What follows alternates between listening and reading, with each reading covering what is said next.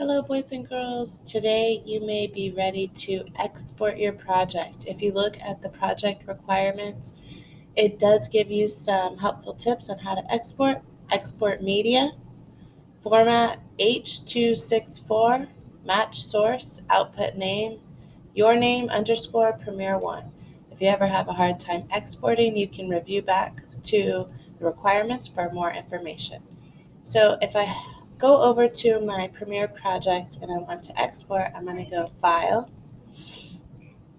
Export, Media.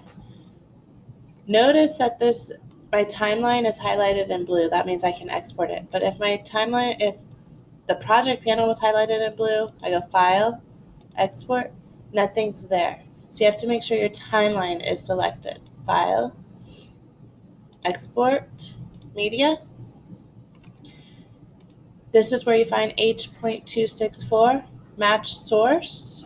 Right here, output name, you click it, and that's where you're going to name it, your name underscore Premiere One. Guys, what else do I need to do? I need to navigate to the correct folder so I know where it is. Your name, Premiere, Project One. This is where you're going to save it. This is where you're going to export it. So you click Save, and then export, and you're all done.